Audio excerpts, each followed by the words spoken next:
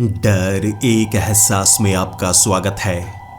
इस चैनल पर आपको सुनने को मिलती हैं डरावनी और सच्ची भूतिया कहानियाँ। अगर आपको ऐसी ही वीडियोस देखना पसंद है तो हमारे इस चैनल को सब्सक्राइब करना ना भूलें। तो अब बढ़ते हैं आज की कहानी की ओर।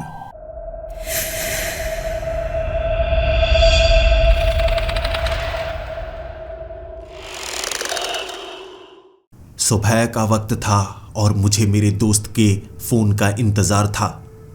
शायद इससे पहले मैंने किसी के फ़ोन का इतना इंतज़ार नहीं किया था। मेरी नौकरी की बात चल रही थी और शायद इससे अच्छी नौकरी मुझे मिल ही नहीं सकती थी। जब मैं अपने दोस्त के पास गया था कि मुझे कोई नौकरी दिलवा दे, उसने कहा था तेरी किस्मत बहुत ज़्यादा तेज़ है। अभी अभी मुझे पता लगा है एक ऐसी नौकरी है जो आधी सरकारी कह सकते हैं, लेकिन 2-3 साल काम करने के बाद हो सकता है वहाँ पर तू पक्का हो जाए और तुझे उतनी तनख्वाह मिलने लगे जितनी किसी सरकारी नौकरी में मिलती है। मैंने कहा भाई ये काम बना दे मेरा, क्योंकि मेरी ज़िंदगी में मैंने बहुत गलतियाँ की थी और उसके बाद मुझे लग रहा था मेरी ज़िंदगी बर्बाद हो चुकी है। अब उम्मीद की किरण नज़र आने लगी थी। 12वीं करने के बाद मैंने अपने दोस्तों की बात मानी कि ज़्यादा पढ़ने से कोई खास फ़ायदा नहीं होगा, बल्कि अभी से मैं नौकरी की तलाश करना शुरू कर दूं। छोटी मोटी नौकरी मैं कर रहा था। इससे पहले इतने रुपए नहीं देखे थे तो मेरा दिमाग घूमने लगा कि पढ़ने से फ़ायदा नहीं होता।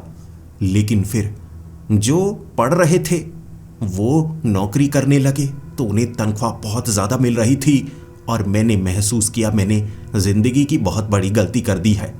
फिर क्या, कई साल ऐसे ही निकल गए, छोटी मोटी नौकरी करना और धीरे धीरे पिछड़ते जाना मैंने अपनी आंखों के सामने महसूस किया था।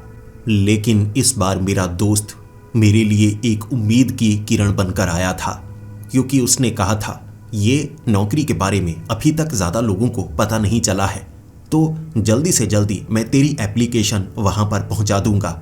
और उसने जान पहचान लगाकर मेरी एप्लीकेशन ऊपर तक पहुँचा दी और मेरा चुनाव हो चुका था। जब मुझे फ़ोन आया वो हंस रहा था, वो खुश था और फिर कहने लगा पार्टी हो जाए भाई, तेरी नौकरी लग गई। और तब मेरा दिल हल्का हो गया। वाह, मेरी तो ज़िंदगी बन गई, अच्छी नौकरी मुझे मिल गई। भले ही अभी मैं पक्का कर्मचारी नहीं बनने वाला था, एक कच्चा कर्मचारी कहलाता, लेकिन फिर भी पहले से ज़्यादा तनख्वाह मुझे मिलने वाली थी। फिर हंसते हंसते मेरे दोस्त ने कहा लेकिन काम थोड़ा मुश्किल होगा, नियम बहुत हैं उस काम के, सारे नियमों का पालन करना। मैंने कहा भाई सारे नियमों का मैं पालन करूँगा, सरकारी नौकरी मिल जाए इससे ज़्यादा मुझे क्या चाहिए। और फिर अगले दिन उसने मुझे एक सरकारी कर्मचारी से मिलवाया जो मुझसे ऐसे सवाल कर रहा था जैसे मेरी नौकरी बहुत मुश्किल होने वाली है। वो बार बार मुझसे यही पूछ रहा था तुम ये काम कर तो पाओगे ना, काम बहुत ज़्यादा मुश्किल है, बाकी ये काम करना नहीं चाहते, तुम काम करोगे, काम छोड़कर भागोगे तो नहीं। मैंने कहा जी सर मैं काम छोड़कर नहीं भागने वाला, लेकिन क्या इस नौकरी में आगे तरक्की मिलेगी। जिसके बाद वो आदमी कहने लगा हाँ तरक्की मिल तो सकती है, 3 साल बाद तुम्हें पक्के कर्मचारी के तौर पर रखा जा सकता है, ये एक मौका है और मैं अपनी पूरी कोशिश करूँगा, लेकिन यहाँ 3 साल तक टिकना कोई आसान काम नहीं है। मैंने कहा सर जितनी भी मुश्किलें हों मैं डरने वाला नहीं, मैं अच्छे से काम करूँगा। मुझे फायर लुकआउट ऑफिसर का काम मिला था और मुझे पहले से ही पता था मुझे ज़्यादातर समय जंगल में बिताना होगा, लेकिन ऐसा नहीं है कि मुझे जंगल में भटकना होगा। मुझे एक छोटा सा इलाका दिया जाएगा जहाँ पर एक बड़ा फायर लुकआउट टावर बना होगा, नीचे एक घर भी है, मुझे उस घर में रहना है। रविवार के दिन मैं वहाँ से निकल भी सकता हूँ, लेकिन ज़्यादातर 6 दिन मुझे वहीं पर बिताने होंगे। और फायर लुकआउट टावर पर काम सिर्फ इतना होता है रात के वक्त जागना या दिन के वक्त भी महसूस करना जंगल में आग ना लगी हो। मुझे जंगल में भटकना नहीं है, वहाँ पर रेडियो टावर भी साथ में लगा हुआ है, मुझे बात करनी है सीनियर ऑफिसर से, उन्हें बताना है कहीं आग लगी है। बस इतना ही काम है, इसमें मुश्किल क्या हो सकता है। मुझे ये भी कहा गया था, खाने पीने का सामान, वहाँ खाने बनाने का सामान तुम्हें खुद लेकर जाना होगा। बाकी वहाँ पर एक किताब पड़ी है, डायरी होगी जिसमें रूल्स हैं, वहाँ जाकर पढ़ लेना। या ऐसा करना, तुम शिफा से बात कर लेना। शिफा तुम्हारी गाइड बनेगी, लेकिन सिर्फ तुम पर उस रेडियो पर ही बात किया करेगी। अगर कोई इमरजेंसी हो तुम उसे बता सकते हो। और वहाँ पर जो नियम है उनका खास तौर पर पालन करना। देखो, वहाँ हम में से कोई तो जा नहीं सकता, तो सारा काम तुम्हें संभालना होगा, खुद की सुरक्षा का काम भी। क्या तुम ये काम कर पाओगे? मैंने कहा, जी सर, मैं ये काम कर सकता हूँ। और उसके बाद मुझे एक बड़ी गाड़ी के ज़रिए वहाँ पर छोड़ दिया गया था। मुझे इतना पता था वहाँ पर एक बाइक है, अगर मुझे जंगल से बाहर निकलना है तो उस बाइक के सहारे निकलना होगा, और उसमें हमेशा पेट्रोल फुल रहना चाहिए, ताकि अगर कोई इमरजेंसी हो मैं यहाँ से निकल पाऊँ। और कभी रेडियो काम ना करे तो खुद जाकर मैं ऑफिस में बता पाऊँ, जो कि यहाँ से 35 किलोमीटर की दूरी पर होगा। पगडंडी जंगल से बाहर निकलने के लिए बनी हुई है, और पास में एक पुरानी सड़क भी है। इस सड़क का इस्तेमाल अब कोई नहीं करता, क्योंकि आगे जंगल का वो जो रास्ता है वो एक नदी के कारण बंद हो चुका है। यानी यहाँ पर आसपास कोई इंसान होने वाला नहीं है, यहाँ पर सिर्फ मैं ही रहूँगा। जब मैं वहाँ पर पहुँचा था, मैंने उस फायर लुकआउट टावर को देखा। बड़ा अच्छा साफ सुथरा, इसका जैसे ज़्यादा इस्तेमाल हुआ ही ना हो। पास में एक बड़ा सा झोंपड़ा बना हुआ था। इसे मैं झोंपड़ा ही कहूँगा, क्योंकि इसका डिज़ाइन कुछ ऐसा ही था, लेकिन अंदर से पूरी तरह से एक अच्छे घर की तरह था। हर तरह का सामान वहाँ पर पड़ा हुआ था, मनोरंजन के लिए भी हर चीज़ वहाँ मौजूद थी। 6 दिन मुझे यहाँ पर बिताने होंगे। रविवार को मुझे यहाँ से निकलना होगा, क्योंकि रविवार को एक दिन तो छुट्टी मिलनी चाहिए। मेरे सीनियर ऑफिसर मुझे यहाँ पर छोड़कर जा चुके थे, और फिर उन्होंने कहा, अब से किसी चीज़ की ज़रूरत हो ऊपर जाकर रेडियो ऑन कर लेना और शिफा से बात करना। वो हमेशा वो जो रेडियो है अपने पास रखेगी, इमरजेंसी हो उसे कभी भी बता सकते हो। फिर क्या, वो आदमी जा चुका था। मैं अपने उस झोंपड़े के अंदर गया, एक एक करके उन चीज़ों को देखने लगा। लेकिन सबसे पहले मुझे वो नीली डायरी चाहिए थी जिसमें नियम बताए गए हैं, क्योंकि मैं नियमों को पढ़ना चाहता था। यही नियम होंगे, यहाँ से ज़्यादा दूर नहीं जाना है। कई जानवर आसपास रहते होंगे, तो आसपास कंटीली तार लगाई गई थी ताकि इस झोंपड़े के आसपास कोई आ ना पाए। बस इससे ज़्यादा नियम क्या हो सकते हैं? बाकी सोना नहीं, बात बताते रहना है, ये ही नियम हो सकते हैं। फिर मैं उस फायर लुकआउट टावर के ऊपर चढ़ा। ऊपर एक छोटा बेड लगा हुआ था। चारों तरफ कांच की खिड़कियां लगी थीं ताकि मैं चारों दिशाओं में देख पाऊं। बड़े बड़े पोल नीचे लगाए गए थे ताकि आग नीचे लग भी जाए तो फायर लुकआउट टावर में आग ना पहुंच पाए। और ये फायर लुकआउट टावर भी बहुत ज़्यादा ऊंचा था। सीढ़ियां मुझे चढ़नी पड़ी, ऊपर पहुंचना पड़ा। बेड के ऊपर रखी वो नीली डायरी मुझे मिल चुकी थी, और वहीं पर बैठकर, क्योंकि दोपहर का वक्त था और दिन के वक्त तो मुझे यहाँ काम करने की ज़रूरत नहीं थी, लेकिन फिर भी मैं नियमों को एक बार पढ़ लेना चाहता था। सरकारी नियम होंगे, इनका पालन करना है, और 3 साल मुझे यहाँ पर बिताने हैं, जिसके बाद मुझे तरक्की मिलेगी, अच्छी तनख्वाह मिलेगी और मेरी ज़िंदगी सफल हो जाएगी। आराम से बैठकर मैंने उस नीली डायरी को पकड़ा, और सबसे पहले नंबर पर पहला नियम था, जो शायद इस डायरी का सबसे अजीब नियम था। रात के वक्त अगर आसपास कोई मुस्कुराती हुई औरत नजर आए तो फायर लुकआउट टावर पर चढ़ जाना है, दरवाजे को बंद कर देना है, और उसके बाद लाइट जलानी है और किसी से बात नहीं करनी है। चुपचाप बिना आवाज़ किए अंदर ही रहना है जब तक वो चली नहीं जाती।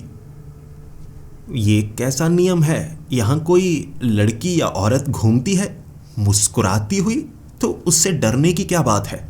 लेकिन चलो कोई बात नहीं, नियम है तो मुझे इस नियम को मानना होगा। दूसरा नियम था, रेडियो पर मैं सिर्फ शिफा से ही बात कर सकता हूँ। अगर सामने से कोई और हो, मुझे उससे बात नहीं करनी है। ये जो नियम था, ये भी खास नियमों की श्रेणी में था। इसके पीछे रेड कलर में स्टार लगा हुआ था। तीसरा नियम, अगर यहां आसपास बच्चे के रोने की आवाज सुनाई देती है तब जिस कमरे में हो बेड के नीचे छिप जाना है और बिल्कुल आवाज नहीं करनी है, लेकिन उससे पहले लाइट्स जला देनी है। अंधेरा कहीं पर भी होना नहीं चाहिए। मैंने सोचा ये कैसा नियम है? बच्चे के रोने की आवाज आती है, इसका मतलब ये होगा कोई बच्चा यहां पर भटक चुका है, तो मुझे बच्चे को बचाना चाहिए या बेड के नीचे छिप जाना चाहिए? ये कैसा नियम है? फिर मैंने आगे वाले नियम पढ़े, वो तो इससे भी ज्यादा अजीब लग रहे थे। मैं चाहे झोंपड़े में हूं या फायर लुकआउट टावर में हूं, वहां पर बेड साइड लैंप है। वो बेड साइड लैंप पूरे रात जला रहना चाहिए, लेकिन अगर उसकी लाइट फ्लिकर करने लगती है तो मेन लाइट को सबसे पहले चलाना है। लेकिन अगर दोनों लाइट्स काम करना बंद कर देती हैं तब बिना आवाज किए किसी कोने में जाकर छिप जाना है, जैसे तुम वहां पर मौजूद हो ही ना। आसपास से आवाजें भी आए, जवाब नहीं देना है, बिल्कुल शांति जब तक सूरज नहीं चढ़ जाता। अगर आसपास भारी पैरों की आवाज सुनाई देती है तो भागकर फायर लुकआउट टावर में चढ़ जाना है, दरवाजे को बंद कर देना है और इंतजार करना है। जब वो आवाजें आना बंद हो जाएं तभी नीचे उतरना है, वरना पूरी रात ऊपर ही रहना है। जो छठा नियम था उसके ऊपर कुछ गिरा हुआ था। ऐसा लग रहा था जैसे कोई स्याही गिर चुकी हो। वो पूरा का पूरा नियम अच्छे से पढ़ा ही नहीं जा रहा था और मैंने सोचा ये क्या, ये वाले नियम के बारे में मैं समझ ही नहीं पाऊंगा। चलो कोई बात नहीं, अगले नियम के बारे में पढ़ता हूं। अगर बाहर से दीवारों को खरोंचने की आवाजें आती हैं तो अंदर ही रहना है। मैंने सोचा कोई जानवर आया है, दीवारें खरोंच रहा है, मैं बाहर क्यों निकलूंगा, मैं तो अंदर रहूंगा ना। और फिर था आखिरी नियम। वो ऐसा नियम था जिसने मुझे डरा कर रख दिया था। नियम के अनुसार हर रात सोने से पहले मुझे आसपास के पेड़ों को गिनना है, यानी कि कितने पेड़ वहां पर मौजूद हैं और किस किस जगह पर हैं। हर रोज देखने पर ये तो महसूस हो जाएगा कि वो पेड़ कहाँ कहाँ हैं। अगर सुबह होते ही पेड़ों की जगह बदली हो या आसपास के पेड़ पहचान में नहीं आ रहे हों, बदल चुके हों, उनकी संख्या कम हो गई है या बहुत ज़्यादा बढ़ गई है, तो बैग पैक करो और निकलो यहाँ से। ये कैसा नियम है? निकलो यहाँ से मतलब क्या काम को छोड़ देना है? लेकिन अगर ये नियम मानूंगा तो मैं यहाँ रह कैसे पाऊंगा? इस नियम का पालन थोड़े ना कर सकता हूँ मैं।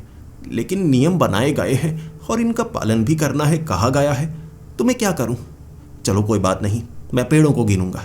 पेड़ कम कैसे हो सकते हैं? कोई काटेगा तभी कम होंगे ना। पेड़ों को मैं किसी को काटने नहीं दूंगा। आसपास के पेड़ों की पहचान कर लूंगा, जो कि बहुत ज़्यादा आसान है। एक तरफ बड़े वाले पेड़ लगे हैं, एक तरफ छोटे वाले पेड़ लगे हैं, उनके ऊपर टैग लगे हुए हैं, नंबर लगे हुए हैं, वो बदल ही नहीं सकते। यानी काम बहुत ज़्यादा आसान है, इसमें मुश्किल क्या है? दिन के वक्त तो मैं उस फायर लुकआउट टावर पर ही बैठा रहा, आसपास देखता रहा। कहीं पर कोई धुआं नज़र तो नहीं आ रहा, कहीं कोई आग तो नहीं लगी।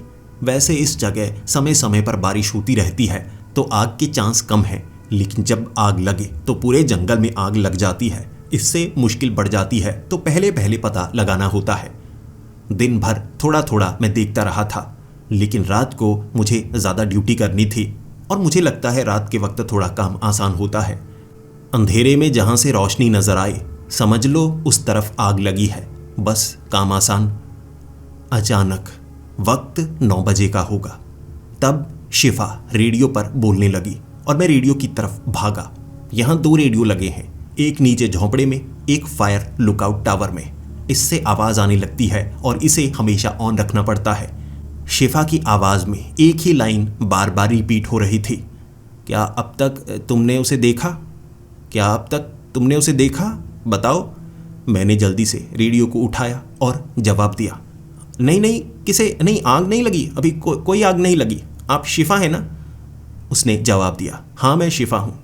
मैं आग की बात नहीं कर रही, मैं बात कर रही हूँ अभी तक तुमने उस लड़की को देखा? ये तुम्हारा पहला दिन है ना? मुझे बता दिया गया है। तुमने उस लड़की को देखा या नहीं? तुम बता सकते हो? मैंने जवाब दिया। जी नहीं, लड़की तो मुझे कोई नज़र नहीं आई, यहाँ पर मैं बिल्कुल अकेला हूँ। फिर मुझे कोई जवाब नहीं मिला। 11 बजे जब मैं फायर लुकआउट टावर में अपने बेड पर बैठा हुआ बार बार उठकर चारों तरफ नज़र मार रहा था, नीचे फायर लुकआउट टावर जिस पोल के ऊपर टिका हुआ था, ऐसे कई खंबे बने हुए थे और नीचे स्क्रैच की आवाज़ आने लगी। खरोंच की आवाज़। कोई नीचे से खरोंच रहा था और नियम मैं पढ़ चुका था। इतने अजीब नियम थे, कोई याद कैसे भूल सकता था। जैसे ही खरोंचने की आवाज़ आई, मैं बेड के नीचे छिप गया। दरवाज़ा मैंने बंद कर लिया था। फिर कुछ था जो एक खंबे पर खरोंच रहा था, फिर दूसरे खंबे पर खरोंच रहा था। इस फायर लुकआउट टावर के नीचे गोल गोल सर्कल में कोई घूम रहा, खंबे को खरोंच रहा। लोहे का खंबा था, इसे नुकसान नहीं होने वाला था, लेकिन आवाज़ ऊपर तक आ रही थी। पता लग रहा कोई खरोंच रहा है। मैं इंतज़ार करता रहा, बाहर नहीं निकला। मुझे क्या पता था बाहर क्या हो सकता है। और उसके बाद जो बेड साइड लैंप था ना, वो फ्लिकर करने लगा। ये कैसे हो सकता है? ये तो बैटरी से चलता है ना, खराब हो गया क्या? उसके बाद मैंने मेन लाइट जलाई और इस तरह मेरी वो पहली रात निकली थी। मैंने नियमों का पालन किया, लेकिन मैं थोड़ा डर भी रहा था कि यहाँ पर चल क्या रहा है। सुबह मैं उस फायर लुकआउट टावर से नीचे उतरा। नीचे थोड़ी थोड़ी मिट्टी गीली थी जिस पर पैरों के निशान छपे हुए थे और मैंने इंसानी पैरों के निशान आसानी से पहचान लिए। ये छोटे पैरों के निशान थे। कोई लड़की होगी या कम उम्र का आदमी होगा जो फायर लुकआउट टावर के इर्द गिर्द बहुत ज़्यादा घूमा। बहुत सारे पैरों के निशान छपे हुए। ये देखने के बाद मैं थोड़ा सोच में पड़ गया। यानी यहाँ पर मैं अकेला नहीं हूँ, और वैसे भी नियमों के अनुसार मुझे ऐसे आवाज़ों पर बाहर नहीं निकलना है। लेकिन कौन हो सकता है? क्या दिन के वक्त मैं पता लगा सकता हूँ? आसपास थोड़ा मैं घूमा, मुझे तो वहाँ पर कोई नज़र नहीं आया, जिसके बाद मैं वापस आ गया उस झोंपड़े के अंदर। फिर मैंने वैसे ही रेडियो पर शिफा से बात की। मैंने पूछा, क्या आपको रात के नियमों के बारे में पता है? शिफा ने बताया, मुझे रात के नियमों के बारे में नहीं पता। वो तो वहाँ पर जो काम करता है उसे पता होनी चाहिए। मुझे उससे कोई खास फर्क नहीं पड़ता। मेरा काम सिर्फ इतना है कि अगर इमरजेंसी कॉल मुझे आती है, मैं उसका जवाब दूंगी और आगे इन्फॉर्म करूंगी।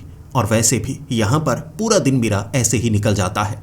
यहाँ से मुझे छुट्टी भी होती है तो रेडियो अपने पास रखना होता है और बार बार कॉल आती रहती है इमरजेंसी की। मुझे पूरा इलाका देखना पड़ता है, लेकिन सिर्फ आगे जानकारी पहुंचाने के लिए। माफ़ करना, मैं तुमसे ज़्यादा देर बात नहीं कर सकती, क्योंकि हो सकता है कहीं और मुझसे कोई कांटेक्ट करना चाहता हो। इमरजेंसी हो तो बताओ। मैंने कहा, नहीं, बस मैं वैसे ही बात करना चाहता था, थोड़ा जानना चाहता था। इसके बाद मैंने शिफा से बात नहीं की और झोंपड़े में मैं ज़्यादा समय बिताना चाहता था। अब मैं अपने कमरे को थोड़ा ठीक करना चाहता था। मुझे लगा क्योंकि अब मैं यहाँ पर रहूँगा तो हर चीज़ को अपने हिसाब से सजाता हूँ। शेल्फ को मैं बाहर की तरफ रखूँगा, बेड के नीचे सफाई भी कर लेता हूँ। हल्की फुल्की मिट्टी आई हुई है, ऐसा जंगल में होगा ही, मिट्टी तो आती रहेगी। तो मैंने थोड़ा बेड को खिसकाया और बेड के नीचे मिट्टी ही नहीं, खून के धब्बे भी थे जो सूखे हुए थे। काफ़ी पहले यहाँ खून गिरा लगता है, और ये थोड़ा खून नहीं था, काफ़ी ज़्यादा खून। मैं अच्छे से साफ करने लगा और डरता भी जा रहा। कपड़ा बहुत ज़्यादा गीला हो चुका था। मुझे ऐसा क्यों लग रहा था कि इस बेड को इस जगह लगाया ही इसलिए गया है ताकि खून के धब्बों को छिपाया जा सके। क्या यहाँ पर कोई हादसा भी हुआ होगा? लेकिन अब मैं शिफा से इसके बारे में बात नहीं करूँगा, और उसके सिवा किसी और से बात मैं कर नहीं सकता, तो इसे खुद तक सीमित रखना होगा। काम यहीं पर करना है। अभी तो ज़्यादा समय भी नहीं हुआ, मुझे यहाँ पर 3 साल तो कम से कम बिताने ही होंगे ताकि पक्की नौकरी लग पाए और फिर मैं कहीं और ट्रांसफ़र करवा सकता हूँ। मैंने अच्छी से सफाई की थी अपने कमरे की, और मुझे कई जगह जैसे बेड के नीचे खून के धब्बे मिले, टेबल के पीछे भी कुछ ऐसे ही निशान थे, जैसे कुरेद कर उकेर कर बनाया गया था कुछ। कहीं पर हरे हरे निशान थे, जैसे कोई केमिकल को फेंका गया हो। मैंने कमरे की अच्छी सफाई की और फिर थक चुका था और दोपहर को मैं बेड पर लेट गया। मैं झपकी लेना चाहता था। 3-4 घंटे सोने के बाद जब मैं उठा, काफ़ी फ्रेश फील करने लगा था। मुझे लगा मुझे बाहर घूमना चाहिए, देखना चाहिए, पूरे इलाके को अच्छे से खंगालना चाहिए। यहाँ पर एक झूला बनाऊंगा, पीछे थोड़ी खेती कर लिया करूँगा, क्योंकि पूरा दिन भी तो बिताना है। अब यहीं पर रहना है तो मेरे लिए ये मेरा गांव है, सिर्फ एक घर नहीं। और जब मैं पीछे वाली मिट्टी को साफ करने लगा था, मुझे एक पेड़ नज़र आया जिसकी लकड़ी पूरी तरह से पीली थी। टहनियाँ पीली लेकिन पत्ते लाल। बड़ा अजीबोगरीब पेड़ था। हैरानी की बात यह थी कि इस जगह पहले तो मैंने ऐसा कोई पेड़ देखा नहीं था। पहले भी तो मैं घूमा था, ऐसा पेड़ मेरी नज़र में पहले आता तो मुझे याद तो रहता। जैसे ये पेड़ अभी अभी यहाँ पर आ गया हो रात को। लेकिन ऐसा संभव कैसे हो सकता है? ये नज़र का धोखा होगा। पहले इस तरफ मेरी नज़र गई ही नहीं। फिर मैं उस पेड़ के करीब गया। उसकी लकड़ी पूरी तरह से पीली थी। मैंने हाथ लगाकर देखा, मेरा हाथ थोड़ा थोड़ा पीला हो गया और उसकी पत्तियां लाल थीं, जो लाल रंग छोड़ रही थीं। हैरानी का सबब था कि ऐसा पेड़ मैंने जिंदगी में कभी नहीं देखा था। लेकिन फिर ज़्यादा समय वहाँ पर बिता नहीं सकता था, मुझे थोड़ा काम भी था। फिर मिट्टी की सफाई के बाद मैंने थोड़ा खाना बनाया ताकि पूरी रात मैं ऐसे ही बिता पाऊँ। और ऐसे काम करते करते कब रात हो गई मुझे पता ही नहीं चला। और मैंने एक नियम बनाया था। ये वो नीली डायरी वाला नियम नहीं था, बल्कि मेरा नियम था कि रात को मैं फायर लुकआउट टावर में ही रहूँगा, उससे नीचे तो मुझे उतरना ही नहीं है। तो शाम के वक्त ही मैं ऊपर चढ़ गया और फिर इधर उधर झांकने लगा।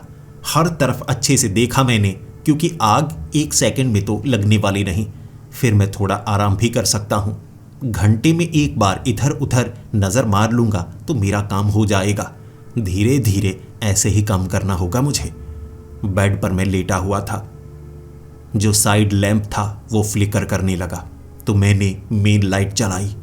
लेकिन जब मैंने मेन लाइट जलाई थी, कुछ ऐसा हुआ मेरे साथ जिसने मुझे डरा दिया। फायर लुकआउट टावर में हर तरफ कांच लगा हुआ है ताकि मैं हर दिशा में देख पाऊं। एक तरफ मुझे एक आदमी नजर आया था। एक आदमी जिसकी बड़ी सी मुस्कुराहट, बड़ी बड़ी आंखें, लेकिन ये 1 सेकंड से भी कम समय के लिए नजर आया। जैसे कि लाइट जलाई, मुझे चेहरा नजर आया, मैंने पलकें झपकी और वो गायब। ये मेरी आंखों का धोखा हो सकता है, या मुझे कुछ ऐसा नजर आया जिस पर मैं यकीन तो नहीं करता, लेकिन हो सकता है यहाँ पर कोई मौजूद हो। मैंने फायर लुकआउट टावर से बाहर आकर अच्छे से देखा और वहाँ एक ही सीढ़ियाँ थी। सीढ़ियाँ उतरकर कोई इतनी जल्दी तो जा नहीं सकता, यानी जो मुझे नजर आया मेरी आंखों का धोखा ही था। ऊपर कोई चढ़ा नहीं है। अच्छी तरह देखने के बाद मैं वापस अंदर आ चुका था और फिर से मैं बेड पर लेट चुका था। और इस बार जो साइड लैंप था वो फ्लिकर नहीं कर रहा था, ठीक हो चुका था। तो मैंने मेन लाइट बंद कर दी और फिर सोचने लगा, ये जो साइड लैंप है, पहले मुझे लगा था हो सकता है ये खराब हो, तो नियम बनाया गया है मेन लैंप को चलाना है। लेकिन ये साइड लैंप कभी कभी फ्लिकर करता है, जैसे कुछ खास समय पर। और तब मैं मेन लाइट ज़रूर जला लेता हूँ, लेकिन इसे समझना होगा। क्या मैं इसे खोल कर देखूँ? नहीं, रात को नहीं, दिन के वक्त मैं ये काम कभी करके देखूँगा। अभी तो शुरुआती दिन चल रहे हैं, किसी चीज़ को मैं खराब नहीं करना चाहता। फायर लुकआउट टावर में एक छोटा सा बाथरूम भी बना हुआ था। मुझे लगा था इसका इस्तेमाल करने की ज़रूरत है ही नहीं, नीचे बड़ा बाथरूम है तो मैं इसे गंदा क्यों करूं। लेकिन रात के वक्त अगर आप डर रहे हो और आप ऊपर से नीचे नहीं उतरना चाहते हैं, तब इसका इस्तेमाल किया जा सकता है। तो मैंने उसका इस्तेमाल करना सही समझा। पहले तो एक बार सिर्फ अंदर जाकर देखा था, इस बार मैं सुसु करने के लिए अंदर गया। सामने एक आईना भी लगा था, और आईने में एक तरफ एक कागज का टुकड़ा फंसा हुआ मैंने पाया। जिसके बाद मैंने कांच के पीछे से वो कागज का टुकड़ा निकाला और मुझे वो पन्ना नजर आया, नीली डायरी वाला वो पन्ना। ऐसा लग रहा जैसे वो नीली डायरी एक ही नहीं है, कई डायरी होंगी।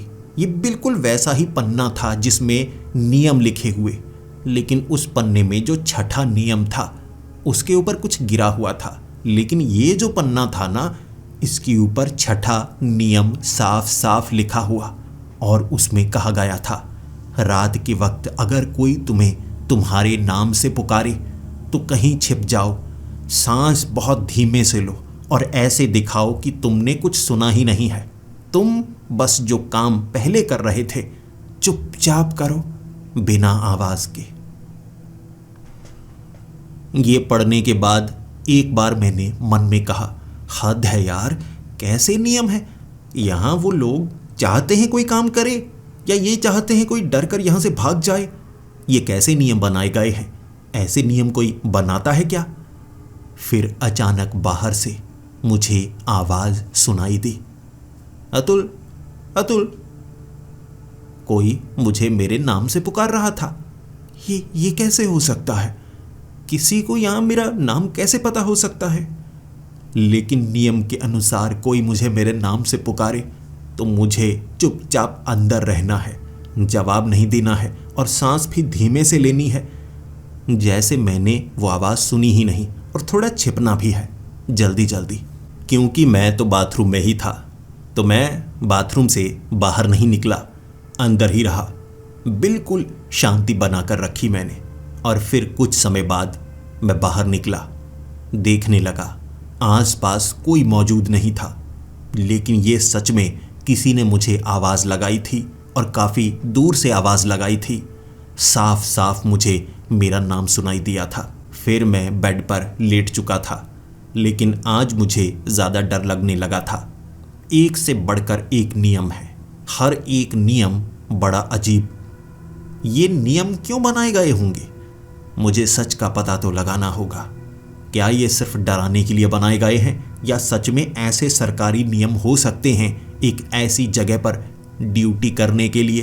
रात बिताने के बाद दिन के वक्त मैं यही सोचता रहा कि ये जो घटनाएं होती हैं, क्या इसके बारे में मुझे पता लगाना चाहिए? क्या मुझे सिर्फ डराने की कोशिश हो रही है या सच में यहाँ पर कुछ अजीब है जिसके लिए ऐसे नियम बनाए गए हैं? तो मैंने रात की थोड़ी तैयारी की थी। मैं बाहर की तरफ झांकूंगा, देखने की कोशिश करूंगा कि जो आवाज़ करता है वो कौन करता है। मैं छिप कर नहीं बैठूंगा, लेकिन मुझे क्या पता था रात को कुछ ऐसा होगा। जंगल में कभी कभी भाप बहुत ज़्यादा हो जाती है तो बादल थोड़ा नीचे की तरफ आ जाते हैं, धुआं धुआं महसूस होने लगता है। ऐसा ही धुआं धुआं रात के वक्त भी था। धुंध के कारण मैं ज़्यादा दूर तक देख ही नहीं पा रहा था। मैं तो फायर लुकआउट टावर से नीचे झोंपड़े के अंदर तक देख नहीं सकता था। खिड़की से मैं अंदर कुछ देख नहीं पा रहा। मुझे लगा अब मैं क्या करूं? रात को ऊपर रहूंगा तो दूर दूर तक तो कुछ देख नहीं पाऊंगा। धुंध हर जगह ऐसे फैली हुई है, तो मैं ऐसा करता हूं अंदर ही बैठा रहता हूं। कल कोशिश करूंगा, क्योंकि आज तो कोई फ़ायदा होने वाला नहीं। मैं चुपचाप अंदर बैठा हुआ था। वक्त 10 बजे का होगा। ये जो धुंध थी ये छंटने का नाम नहीं ले रही थी। उसके बाद 10:10 में ये जो धुंध थी ये गायब हो गई। मैं तो हैरान था, ऐसा कैसे हो गया? आसमान में बादल नहीं थे, ज़मीन पर ये धुंध मौजूद नहीं थी, तो ये धुआं धुंध गई तो गई कहाँ? मैं बाहर झांकने लगा, दूरबीन से दूर देखना चाहता था, लेकिन मुझे पास के पेड़ों के बिल्कुल बीच में खड़ी एक औरत नजर आई। दूर से इस तरफ देखकर मुस्कुरा रही थी। मैं भागा भागा गया, मैंने दरवाज़ा बंद कर लिया। सबसे पहले मैं अपनी सुरक्षा करना चाहता था, नियमों का पालन तो करना ही था। फिर दोबारा मैंने दूरबीन से उस जगह पर देखा। वो जो औरत थी ना, वो पेड़ों से थोड़ा आगे आई हुई थी। मेरी नज़र इस बार उस पर ही थी और मैंने एक अजीब एहसास किया। मैं जब भी पलकें झपकता हूँ 4-5 फुट वो नज़दीक आ जाती है। वो चलती नहीं, बस पलकें झपकते ही और नज़दीक और नज़दीक। मैं आंखें खोलकर अच्छे से देख रहा और मैंने दूरबीन नीचे रख दी, क्योंकि अब वो फायर लुकआउट टावर के करीब आ चुकी थी। और 2 बार मैंने पलकें झपकी, हर बार वो और ज़्यादा करीब और ज़्यादा करीब। इस चीज़ ने मुझे इतना ज़्यादा डराया कि मैं नियम तक भूल गया था। मुझे लगा बेड के नीचे छिपना है, तो मैं बेड के नीचे छिप गया। मैंने फायर लुकआउट टावर के अंदर सफाई तो की ही नहीं थी, तो बेड के नीचे मैंने कुछ ज़्यादा देखा नहीं था। लेकिन बेड के नीचे मुझे कुछ गीला गीला महसूस हुआ।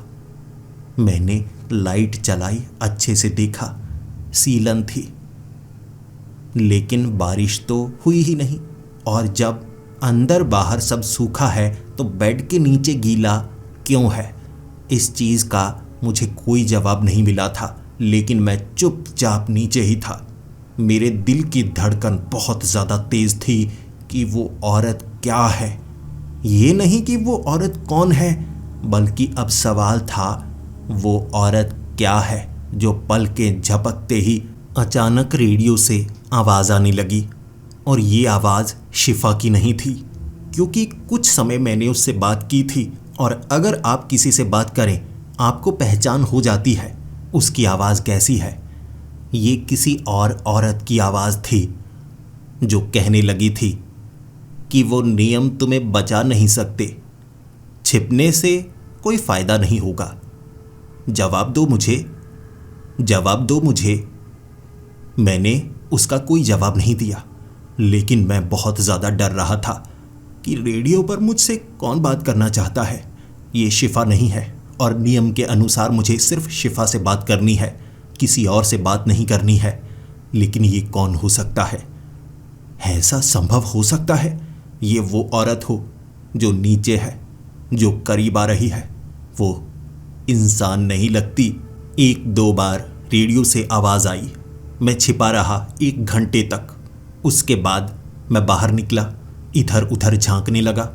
मुझे वो औरत नज़र नहीं आई। अब पूरी तरह से आसपास सन्नाटा था। ना तो टिड्डों कीड़ों की आवाज़ आ रही थी, और अब ना ही जानवरों की आवाज़ आ रही थी। और ऐसा जंगल में कभी नहीं होता। जंगल में तो हमेशा आवाज़ें आती ही रहती हैं, क्योंकि यहाँ पर जंगली जानवर होते हैं, कीड़े मकोड़े होते हैं जो आवाज़ करते हैं। लेकिन ऐसा सन्नाटा कभी नहीं होता। मैं झांकने लगा, दाईं ओर, बाईं ओर, लेकिन मुझे दूर दूर तक कोई नज़र नहीं आ रहा था। और अब तो हवा भी बिल्कुल नहीं चल रही, पत्तियां तक हिल नहीं रही थीं। और फिर मेरी नज़र आसपास के पेड़ों पर पड़ी, क्योंकि पहले ही मैंने सारी लाइट्स जला दी थी ताकि मैं दूर दूर तक देख पाऊँ। आसपास के पेड़ अब ज़्यादातर पीले थे, पीले पेड़ लाल पत्तियों वाले। लेकिन ये पहले तो इतने सारे हुआ नहीं करते थे। मुझे याद है सिर्फ एक ही पेड़ था, लेकिन अब वैसे कई पेड़ थे। पेड़ बदल चुके थे। और फिर मुझे वो आखिरी वाला नियम याद आया। अगर पेड़ बदले हुए हैं, ज़्यादा हैं या कम है, बैग पैक करना है और निकल जाना है यहाँ से। क्या मुझे ये करना चाहिए? क्या बस समय आ गया है काम छोड़ने का? नहीं नहीं, काम थोड़े ना छोड़ सकता हूँ। ये कैसा नियम है? इसका पालन थोड़े ना किया जा सकता है। लेकिन ये जो चीज़ हुई है ना, ये साधारण नहीं है, असाधारण घटना है। पेड़ अपनी जगह नहीं बदलते और पेड़ चलते भी नहीं, तो यहाँ किसी ने पलकें झपकते ही पेड़ों को कैसे लगा दिया होगा? इसका जवाब कोई कैसे दे सकता है? मैं क्या करूं? क्या मुझे अभी भाग जाना चाहिए या रुकना चाहिए और छिपना चाहिए? मैं फिर से बेड के नीचे छिप गया था। इससे पहले इतना ज़्यादा डर मुझे कभी नहीं लगा था। और फिर चलने की आवाज़, बाहर बहुत भारी चलने की आवाज़ आई थी। और फिर सीढ़ियाँ चढ़ने की आवाज़, टक टक टक टक। मैं जानता हूँ कितनी सीढ़ियाँ हैं, लेकिन कोई आधी सीढ़ियों तक चढ़ा, उसके बाद और ऊपर नहीं चढ़ा। आवाज काफी नजदीक से आई थी। और क्या वो बिल्कुल बीच में रुक चुका है? ये जो भी है उसका वजन ज्यादा लगता है। पूरा टावर थोड़ा सा हिला था, लेकिन उसके बाद कोई आवाज नहीं। फिर मैंने सांस लेने की आवाज सुनी, जो दरवाजे के बिल्कुल बाहर से आ रही थी। कोई ऊपर चढ़ चुका है। मेरे दिमाग में सबसे पहला ख्याल यही आया। बार बार कोई सांस ले रहा था और दरवाजे के नीचे छोटी सी जगह थी, आधे इंच की या 1 इंच की होगी। मुझे बाहर कुछ साफ साफ नजर नहीं आ रहा, लेकिन फिर उस छोटी सी जगह से किसी ने अंदर की तरफ कुछ फेंका। ये एक दांत था, काफी ज्यादा बड़ा दांत, जिस पर खून लगा हुआ था। मैं सहम चुका था। ये किसी ने क्यों किया होगा? क्या क्या है ये? क्या चल रहा है? बाहर कोई इंसान ही है या ये वो औरत है? इतने भारी पैर, किसी औरत का वजन इतना नहीं होता। फिर चलने की आवाज बाहर की तरफ से आने लगी। कोई फायर लुकआउट टावर के ऊपर चढ़ा हुआ था और चारों तरफ घूम रहा, लेकिन मैं बेड के नीचे था। हिम्मत नहीं हुई बाहर देखने की। मैं तो चुपचाप बैठा, बस इंतजार कर रहा था रात बीत जाए। मैं नहीं चाहता था कि मुझे कोई नुकसान हो। सिमटा हुआ था और सांस भी धीमे लेने की कोशिश कर रहा था, लेकिन अब समझ में आया, जब आप डरे हुए हों, दिल की धड़कन बहुत ज़्यादा तेज हो, तो हमारा दिमाग हमें सिग्नल भेजता है ऑक्सीजन ज़्यादा खींचनी है, तो सांस धीमा लिया ही नहीं जा रहा। मुझे तो सांस चढ़ी हुई थी। अगले दिन मैं उस बेड से बाहर निकला था। मैं बचा रहा और दिन के वक्त मैं बड़ा परेशान था। मैं शिफा से बात नहीं करना चाहता था। शुरू में लगा सामान समेटता हूँ और निकलता हूँ, क्योंकि अब दिन के वक्त भी मुझे एक पंछी तक नजर नहीं आया। आसपास कोई जानवर नजर नहीं आया। ऐसा लग रहा था जैसे सब कुछ बदल गया हो। दोपहर तक मैं सोचता रहा यहाँ से चला जाऊँ, अभी दिन है। लेकिन शाम होते होते लगा डरने की बात नहीं है, ये रातें ऐसे ही निकल जाएंगी। लेकिन फिर भी मैं शिफा से एक बार बात करना चाहता था और शिफा ने रेडियो पर मुझसे खुद ही बात कर ली और उसने मुझे कहा, वहीं पर रहो, थोड़ा शांत रहना, क्योंकि तूफान इसी तरफ आ रहा है और ये रात काफ़ी तूफानी होने वाली है। अंदर घुसे रहना, बाहर मत निकलना, हवा काफ़ी ज़्यादा तेज़ चलेगी और वहाँ से अब मत निकलना। तुम्हारे आगे पहुँचने से पहले पहले वहाँ पर तूफान आ जाएगा। हल्की हल्की हवा चलनी शुरू हो चुकी होगी। ऐसी स्थिति में तुम्हें अंदर ही रहना है। तुम फायर लुकआउट टावर पर अब मत चढ़ना, नीचे ही रहना।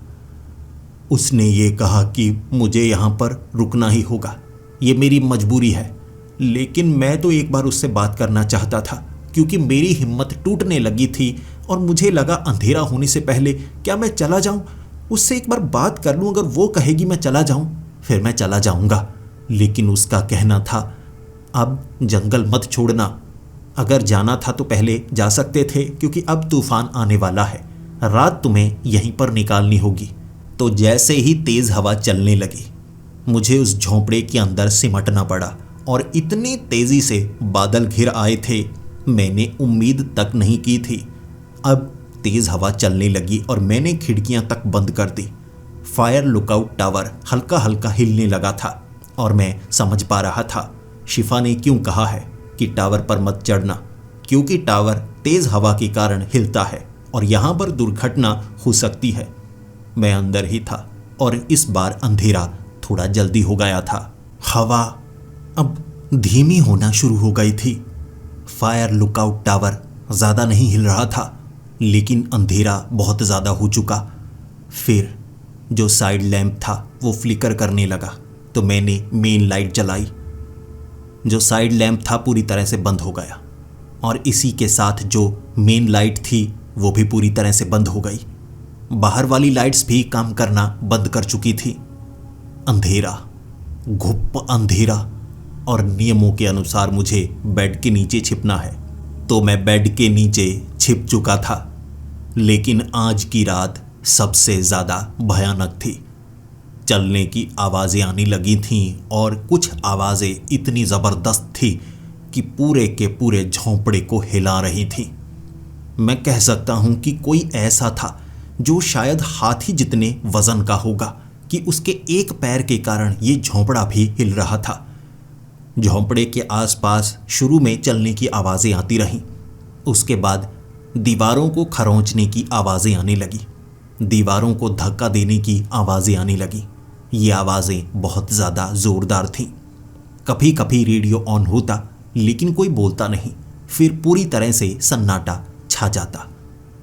ऐसा ही बहुत समय तक होता रहा, जिसके बाद मैंने दरवाजे के पास से एक हड्डी को अंदर की तरफ सरकते हुए देखा।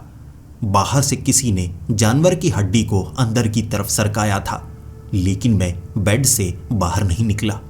नीचे छिपा हुआ मैं रात बिताना चाहता था, लेकिन ये वाली रात तो पिछली सारी रातों से ज़्यादा भयानक होने वाली थी। मुझे महसूस हुआ जले की बदबू।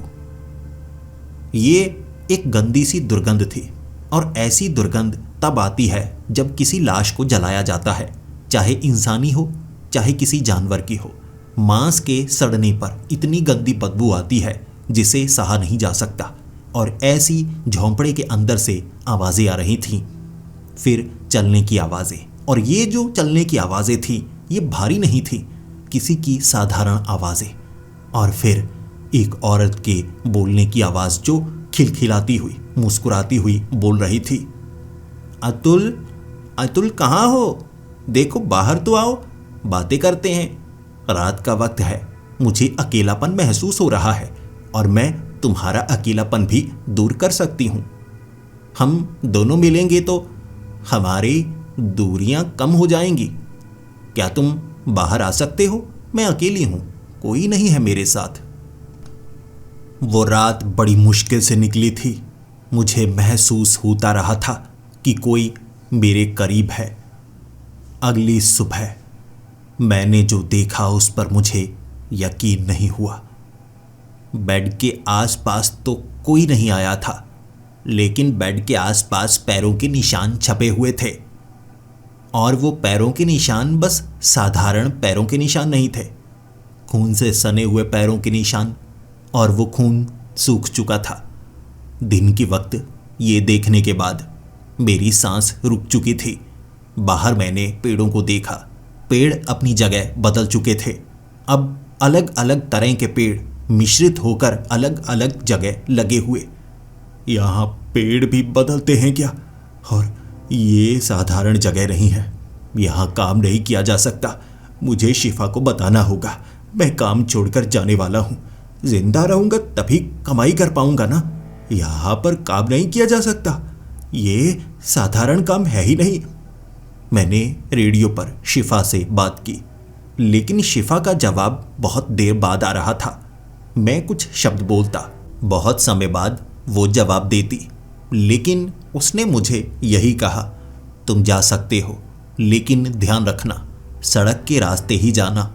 वहाँ रास्ते में कई जगह तुम्हें पानी मिलेगा, तो बाइक का सहारा तुम ले तो सकते हो, लेकिन उससे बाहर निकल नहीं पाओगे। चलकर जाना ठीक रहेगा। लेकिन मैंने कह दिया, नहीं, मैं बाइक के सहारे जाऊंगा, जल्दी निकलना चाहता हूँ। मैं नहीं चाहता इस जंगल में मैं रुकूं। मैंने अपना सामान इकट्ठा किया। उसके बाद मैंने बाइक स्टार्ट करने की कोशिश की, लेकिन बाइक स्टार्ट नहीं हो रही थी। मैंने पूरी कोशिश की और इसमें 1 घंटा निकल चुका था। मैंने सोचा मैं ज़्यादा समय बर्बाद क्यों कर रहा हूँ, यहाँ पर कुछ भी हो सकता है कभी भी। इससे पहले कि तूफान आ जाए मैं निकलता हूँ। तूफान में तो बुरी तरह से फंस सकता हूँ। अभी आसमान साफ लग रहा है। लेकिन जैसे ही फायर लुकआउट टावर का दरवाज़ा बंद करके मैं नीचे उतरा था, पता नहीं कहाँ से धुंध छाना शुरू हो चुकी थी। अब मुझे लगा निकलो, इससे पहले कि कुछ गड़बड़ हो निकलो। मैंने चलना शुरू कर दिया। उस झोंपड़े से थोड़ा दूर निकलने के बाद वहाँ बादल घिर आए थे और वो काले बादल थे। काले बादलों के कारण अभी दोपहर भी नहीं हुई थी और अंधेरा महसूस होने लगा और मैंने एक औरत को देखा। जब मैं एक खास रास्ते से सड़क के बिल्कुल करीब था तो मैंने पेड़ के पास उसी औरत को देखा। वो मुस्कुरा रही थी और उसकी जो मुस्कुराहट थी किसी साधारण इंसान जैसी नहीं, जैसे कोई पागल हो या कोई इतना अजीब कि आप पर हंस रहा हो। बस अपने होठों को खींचकर मुस्कुरा रही, आंखें फटी पड़ी थीं उसकी, ऐसे खुली। मैंने जैसे ही आगे देखा और फिर मुड़कर उसकी तरफ देखा। मैं भागना चाहता था और आगे देखना भी चाहता था। वो जिस पेड़ के पीछे थी अब उस पेड़ के पीछे नहीं, उससे 2 पेड़ आगे, उसके पीछे। मैंने पलकें झपकी, वो और करीब थी और मैं समझ गया मुझे यहाँ से निकलना चाहिए, ये मुझे मार डालेगी। मैंने भागना शुरू कर दिया और जब भी मैं पीछे मुड़कर देखता वो मेरे और करीब होती। भागने का कोई खास फायदा नहीं हो रहा था, लेकिन मैं एक बात समझ गया, जब भी मैं उसकी तरफ देखता हूँ वो उसी जगह रहती है। जैसे ही मैं मुंह मोड़ता हूँ या पलकें झपकाता हूँ वो करीब आ जाती है।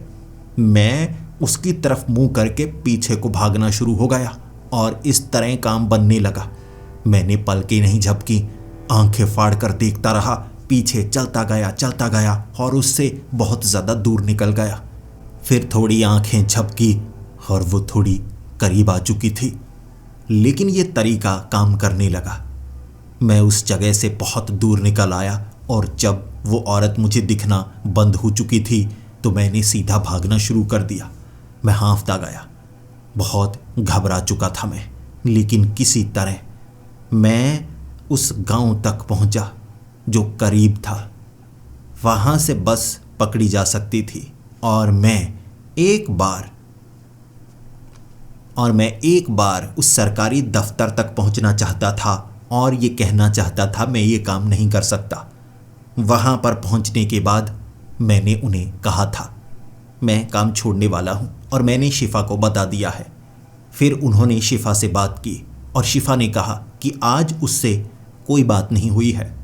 मैंने खुद शिफा से बात की और कहा मैंने आज सुबह तुमसे बात की थी और तुमने कहा था कि आगे रास्ता बंद हो सकता है और उस खास रास्ते से ही जाना जहां पानी भरा हो सकता है। बाइक मत लेकर जाना क्योंकि आगे जाने में परेशानी होगी। शिफा ने कहा मुझसे बात नहीं हुई। और क्या तुमने नाम पूछा था? क्योंकि वहां पर कई बार किसी और से बात होती है जो काम करता है। नाम हमेशा पूछ लेना चाहिए। और तब मुझे लगा बाइक खराब थी। मैं चल कर गया और उस औरत ने मेरा पीछा किया था। वो औरत क्या चीज़ थी मैं नहीं जानता, लेकिन मैं बच चुका था। मैंने काम छोड़ दिया। मुझे उस काम के कोई रुपए नहीं मिले और फिर मुझे ये भी जानने को मिला वहाँ जितने भी लोग जाते हैं वो काम छोड़ देते हैं या दुनिया छोड़ देते हैं, लेकिन फिर भी सरकारी तौर पर ये काम चलाए रखना बहुत ज़रूरी है। तो भर्ती के लिए आवेदन खुले रखे जाते हैं। कुछ लोग आते हैं, आवेदन देते हैं, चुनाव होता है, भेजा जाता है और वो काम छोड़कर जल्दी भाग जाते हैं। और कुछ के साथ ऐसे हादसे भी हुए हैं जिसके बारे में कोई कुछ बताना नहीं चाहता था, बस इतना कह दिया। कुछ लोग वहाँ जंगल में मारे भी जाते हैं। मैंने पूछा कैसे? किसी ने नहीं बताया। लेकिन अब मैं उस जगह जाना भी नहीं चाहता था, तो मैंने काम छोड़ दिया। आज भी मैं उस काम के बारे में याद करता हूँ। उस औरत का चेहरा आज भी मैं भूल नहीं पाया हूँ और रात के वक्त होने वाली उन घटनाओं के बारे में भी मैं अब जानना नहीं चाहता, न याद रखना चाहता हूँ। कुछ तो बहुत भयानक था वहाँ पर। मैं रात को बेड के नीचे छिपा रहा, जानने की इच्छा नहीं जताई मैंने, तो मैं बचा रहा। और उस दफ्तर में लोगों ने मुझे यही कहा था कि वहाँ पर काम करने वाले या तो काम छोड़ देते हैं या दुनिया छोड़ देते हैं, और मैं काम छोड़ने वालों में से एक था।